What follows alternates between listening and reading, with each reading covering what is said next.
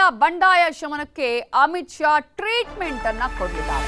Risk ಇರುವಂತಹ ಕ್ಷೇತ್ರಗಳಿದೆಯಲ್ಲ, ಆ ಕ್ಷೇತ್ರಗಳಲ್ಲಿ ಚಾಣಕ್ಯ ಗೆಲುವಿಗೆ ಕಾರ್ಯತಂತ್ರವನ್ನ ರೂಪಿಸಲಿದ್ದಾರೆ.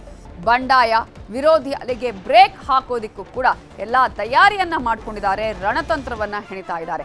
ಯಾವ್ಯಾವುದು ಆ ರೀತಿಯಾಗಿ ಒಂದಷ್ಟು ಅಸಮಾಧಾನ ಇರುವ ಕ್ಷೇತ್ರಗಳು ಅಂತ ಗಮನಿಸಿದ್ರೆ ಚಿಕ್ಕಬಳ್ಳಾಪುರ, ತುಮಕೂರು, ಚಿತ್ರದುರ್ಗ, ದಾವಣಗೆರೆ, ಬೀದರ್ ಹಾಗೆಯೇ ಬೆಳಗಾವಿ ಈ ಕ್ಷೇತ್ರಗಳ ಪ್ರಮುಖರ ಸಭೆಯನ್ನ ನಡೆಸಲಿದ್ದಾರೆ.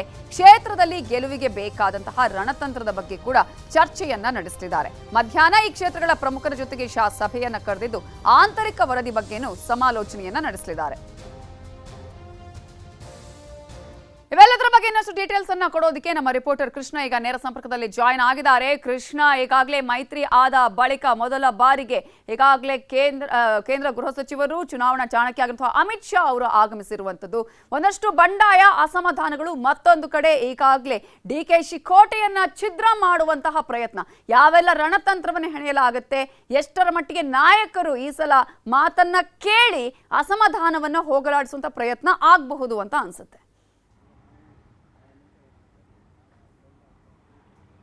ನವಿತಾ, ಈಗಾಗಲೇ ರಾಜ್ಯಕ್ಕೆ ಬಿಜೆಪಿ ಚುನಾವಣಾ ಚಾಣಕ್ಯನ ಎಂಟ್ರಿ ಆಗಿರುವಂಥದ್ದು. ಇನ್ನೇನಿದ್ರು ಕೂಡ ಲೋಕಯುದ್ಧಕ್ಕೆ ಶಸ್ತ್ರಾಸ್ತ್ರಗಳೊಂದಿಗೆ ತಮ್ಮ ಪಡೆಯನ್ನ ಸಜ್ಜುಗೊಳಿಸುವ ನಿಟ್ಟಿನಲ್ಲಿ ಈಗ ಅಮಿತ್ ಶಾ ಅವರು ಕಾರ್ಯತಂತ್ರವನ್ನು ಎಣಿತಾ ಇರುವಂಥದ್ದು. ಈಗಾಗಲೇ ಒಂದಷ್ಟು ಲೋಕಸಭಾ ಕ್ಷೇತ್ರಗಳಲ್ಲಿ ದೊಡ್ಡ ಮಟ್ಟದ ಅಸಮಾಧಾನ ಕೂಡ ಉದ್ಭವವಾಗಿರುವಂಥದ್ದು. ಮತ್ತೆ ಯಡಿಯೂರಪ್ಪ ಸೇರಿದಂತೆ, ವಿಜೇಂದ್ರ ಸೇರಿದಂತೆ ಪ್ರಮುಖವಾದಂಥ ನಾಯಕರು ಎಲ್ಲರೂ ಕೂಡ ಈಗಾಗಲೇ ಅತೃಪ್ತರ ಜೊತೆ ಮಾತುಕತೆ ನಡೆಸುವಂಥ ಕೆಲಸವನ್ನು ಕೂಡ ಮಾಡಿದ್ದಾರೆ. ಅಷ್ಟಾದರೂ ಕೂಡ ಇಲ್ಲೊಂದು ಕಡೆ ಹೈಕಮಾಂಡ್ ನಾಯಕರಿಗೆ ನಂಬಿಕೆ ಇಲ್ಲ. ಯಾಕಂದ್ರೆ ರಾಜ್ಯ ನಾಯಕರು ಮಾತಾಡಿದ್ರು ಕೂಡ ಆ ಒಂದು ಕ್ಷೇತ್ರಗಳಲ್ಲಿ ಒಮ್ಮತ ಬರಲಿಲ್ಲ ಅಂತಂದ್ರೆ ಬರ್ತಕ್ಕಂಥ ದಿನಗಳಲ್ಲಿ ಚುನಾವಣೆ ಮೇಲೂ ಕೂಡ ಆ ಒಂದು ಕ್ಷೇತ್ರಗಳಲ್ಲಿ ಹಿನ್ನಡೆ ಆಗ್ಬೋದು ಅನ್ನೋ ಒಂದು ಕಾರಣಕ್ಕೋಸ್ಕರವಾಗಿ ಖುದ್ದು ಅಮಿತ್ ಶಾ ಅವರು ಆ ಒಂದು ಕ್ಷೇತ್ರಗಳಲ್ಲಿ ಒಂದಷ್ಟು ಅಸಮಾಧಾನ ಏನಿದೆ ಆ ಒಂದು ಅಸಮಾಧಾನವನ್ನ ಹೊರಗಿಡೋದ್ರ ಮುಖಾಂತರ, ಅದನ್ನು ಶಮನ ಮಾಡೋದ್ರ ಮುಖಾಂತರವಾಗಿ ಯಾರೆಲ್ಲ ಟಿಕೆಟ್ ವಂಚಿತರಿದ್ದಾರೆ ಅವರಿಗೆ ಬುಲಾವನ್ನ ಕೊಟ್ಟು ಪಕ್ಷದ ಅಭ್ಯರ್ಥಿಗಳ ಪರವಾಗಿ ಕೆಲಸವನ್ನ ಮಾಡಿ ಅನ್ನೋ ಒಂದು ಖಡಕ್ ಸೂಚನೆಯನ್ನು ಕೊಡೋದ್ರ ಮುಖಾಂತರವಾಗಿ ಪಕ್ಷದ ಅಭ್ಯರ್ಥಿಗಳಿಗೆ ಗೆಲ್ಲುವುದಕ್ಕೆ ಬೇಕಾದಂತ ಒಂದಷ್ಟು ವಾತಾವರಣವನ್ನ ನಿರ್ಮಾಣ ಮಾಡುವಂತ ನಿಟ್ಟಿನಲ್ಲಿ ಇವತ್ತು ಅಮಿತ್ ಶಾ ಅವರು ಕಾರ್ಯತಂತ್ರವನ್ನು ಮಾಡ್ತಾ ಇರುವಂತದ್ದು. ಈಗಾಗಲೇ ದಾವಣಗೆರೆ ಆಗಿರ್ಬೋದು, ಮತ್ತೆ ಚಿತ್ರದುರ್ಗ ಆಗಿರ್ಬೋದು, ತುಮಕೂರು ಆಗಿರ್ಬೋದು, ಹೀಗೆ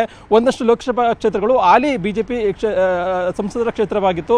ಇಂಥ ಸಂದರ್ಭದಲ್ಲಿ ಇನ್ನೊಂದು ಕಡೆ ಈಗ ಅಲ್ಲಿ ಆಡಳಿತ ವಿರೋಧಿ ಮತ್ತೆ ಹಾಲಿ ಸಂಸದರ ಬದಲಾಗಿ ಬೇರೆ ಅಭ್ಯರ್ಥಿಗಳಿಗೆ ಕೊಟ್ಟಿರ್ತಕ್ಕಂಥ ಸಂದರ್ಭದಲ್ಲಿ ಸಹಜವಾಗಿ ನಿರ್ಣಯ ಆಗ್ಬೋದು. ಆ ಕಾರಣಕ್ಕೋಸ್ಕರವಾಗಿ ಮತ್ತೆ ಕಾಂಗ್ರೆಸ್ ಅಭ್ಯರ್ಥಿಗಳು ಕೂಡ ಸ್ಟ್ರಾಂಗ್ ಆಗಿದ್ದಾರೆ. ಹೀಗಾಗಿ ಎಲ್ಲಾ ಅಂಶಗಳನ್ನು ತಿಳಿದಿರತಕ್ಕಂಥ ಅಮಿತ್ ಶಾ ಅವರು ಒಂದಷ್ಟು ಕಾರ್ಯತಂತ್ರಗಳನ್ನ ಮಾಡೋದಕ್ಕೂ ಕೂಡ ಈಗಾಗಲೇ ಮುಂದಾಗಿರುವಂಥದ್ದು. ಈಗಾಗಲೇ ಬೆಂಗಳೂರು ಗ್ರಾಮಾಂತರ ಲೋಕಸಭಾ ಕ್ಷೇತ್ರವನ್ನ ಅತ್ಯಂತ ಪ್ರತಿಷ್ಠೆಯಾಗಿ ತೆಗೆದುಕೊಂಡಿರುವಂಥದ್ದು. ಕಳೆದ ಲೋಕಸಭಾ ಚುನಾವಣೆಯ ಸಂದರ್ಭದಲ್ಲಿ ಮಲ್ಲಿಕಾರ್ಜುನ್ ಖರ್ಗೆ ಅವರನ್ನ ಮೋದಿ ಮತ್ತೆ ಅಮಿತ್ ಶಾ ಅವರು ಟಾರ್ಗೆಟ್ ಅನ್ನ ಮಾಡಿದ್ರು.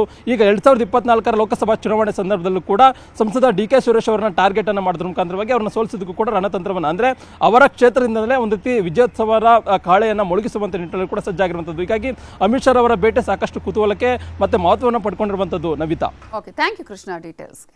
ಅಮಿತ್ ಶಾ ಆಗಮನಕ್ಕೂ ಮುನ್ನ ಬಿಜೆಪಿಯ ಬಂಡಾಯ ಅನೇಕ ಕಡೆಗಳಲ್ಲಿ ಶಮನವಾಗಿದೆ. ನಿನ್ನೆಯೇ ಹಾಸನ, ಚಿಕ್ಕಬಳ್ಳಾಪುರ, ಚಿತ್ರದುರ್ಗದಲ್ಲಿದ್ದಂತಹ ಬಂಡಾಯಕ್ಕೆ ಮದ್ದನ್ನ ಅರ್ದಿದ್ದಾರೆ. ಅತೃಪ್ತರ ಜೊತೆ ಬಿಎಸ್ ಯಡಿಯೂರಪ್ಪ, ವಿಜಯೇಂದ್ರ, ಆರ್ ಅಶೋಕ್ ಸಮಾಲೋಚನೆಯನ್ನ ಮಾಡಿದ್ದಾರೆ. ಅತೃಪ್ತರ ಕೋಪವನ್ನ ತಣಿಸುವಂತಹ ಪ್ರಯತ್ನವನ್ನ ಮಾಡಲಾಗಿದೆ. ಹೊಳಲ್ಕೆರೆ ಬಿಜೆಪಿ ಶಾಸಕ ಚಂದ್ರಪ್ಪ ಅವರ ಮನವೊಲಿಸಿದ್ದಾರೆ ಬಿಎಸ್ ಯಡಿಯೂರಪ್ಪ. ಹಾಗೆಯೇ ಹಾಸನ, ಚಿಕ್ಕಬಳ್ಳಾಪುರದ ಸಿಟ್ಟಿಗೂ ಕೂಡ ವಿಜಯೇಂದ್ರ, ಆರ್ ಅಶೋಕ್ ಮದ್ದನ್ನ ಅರ್ದಿದ್ದಾರೆ.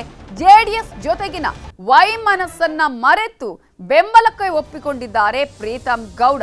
ಈಗಾಗಲೇ ಒಂದೊಂದೇ ಕಡೆಗೆ ಹೋಗಿ ಅಲ್ಲಿರುವಂತಹ ಅಸಮಾಧಾನವನ್ನ, ಬಂಡಾಯವನ್ನ ಶಮನ ಮಾಡುವಂತಹ ಪ್ರಯತ್ನ ಅಮಿತ್ ಶಾ ಅವರ ಆಗಮನಕ್ಕಿಂತಲೂ ಮುಂಚೆನೆ ಎಲ್ಲವೂ ಕೂಡ ನಡಿಬೇಕು ಅನ್ನುವಂತಹ ನಿಟ್ಟಿನಲ್ಲಿ ನಿರಂತರವಾಗಿ ಪ್ರಯತ್ನವನ್ನ ಮಾಡ್ತಿದ್ದಾರೆ ಬಿಎಸ್ ಯಡಿಯೂರಪ್ಪ ಹಾಗೆಯೇ ವಿಜಯೇಂದ್ರ. ಹಾಸನ ಲೋಕಸಭಾ ಕ್ಷೇತ್ರ ತಮಗೆ ಗೊತ್ತಿದೆ, ನಾವು ಮಿತ್ರ ಪಕ್ಷ ಆಗಿರ್ತಕ್ಕಂಥ ಜೆಡಿಎಸ್ ಪಕ್ಷಕ್ಕೆ ಬಿಟ್ಕೊಟ್ಟಿದ್ದೇವೆ.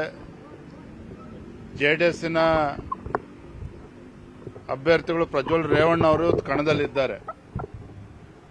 ಹಾಸನ ಜಿಲ್ಲೆ ಎಲ್ಲ ನಮ್ಮ ಪಕ್ಷದ ಮುಖಂಡರು, ಪ್ರಮುಖರ ಜೊತೆ ಇವತ್ತು ಸಭೆಯನ್ನ ಮಾಡಿದ್ದೇವೆ. ನಮ್ಮ ಎನ್ಡಿಎ ಅಭ್ಯರ್ಥಿ ಪರವಾಗಿ ಪ್ರಜ್ವಲ್ ರೇವಣ್ಣ ಅವರ ಪರವಾಗಿ ನಾವೆಲ್ಲರೂ ಸೇರಿ ಒಗ್ಗಟ್ಟಾಗಿ ಒಂದಾಗಿ ಶ್ರಮವನ್ನು ಹಾಕಬೇಕು ಮತ್ತೆ ಗೆಲ್ಲಿಸಬೇಕು. ಈ ನಿಟ್ಟಿನಲ್ಲಿ ನಮ್ಮೆಲ್ಲ ಪಕ್ಷದ ಮುಖಂಡರು ಒಗ್ಗಟ್ಟಾಗಿ ಒಂದಾಗಿ ತೀರ್ಮಾನವನ್ನು ಕೈಗೊಂಡಿದ್ದೇವೆ. ಪ್ರಜ್ವಲ್ ರೇವಣ್ಣ ಸಹ ಆ ಸಭೆಯಲ್ಲಿ ಭಾಗವಹಿಸಿದ್ರು. ಅವರು ಕೂಡ ತಮ್ಮ ಅನಿಸಿಕೆಗಳನ್ನು, ಕೆಲವು ವಿಚಾರಗಳನ್ನು ಚರ್ಚೆ ಮಾಡಿದ್ದಾರೆ. ಹಳೆಯದನ್ನೆಲ್ಲ ಮರೆತು ನಾವು ಒಗ್ಗಟ್ಟಾಗಿ ಹೋಗೋಣ ಅನ್ನುವ ಕರೆಯನ್ನು ಕೂಡ ಅವರು ಕೊಟ್ಟಿದ್ದಾರೆ.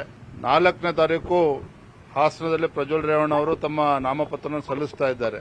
ಸಹಸ್ರಾರು ಸಂಖ್ಯೆಯಲ್ಲಿ ಭಾರತೀಯ ಜನತಾ ಪಾರ್ಟಿ ಮತ್ತು ಜೆಡಿಎಸ್ ಪಕ್ಷದ ಕಾರ್ಯಕರ್ತರು ಕೂಡ ಆ ಒಂದು ಸಭೆಯಲ್ಲಿ ಭಾಗವಹಿಸ್ತಾರೆ.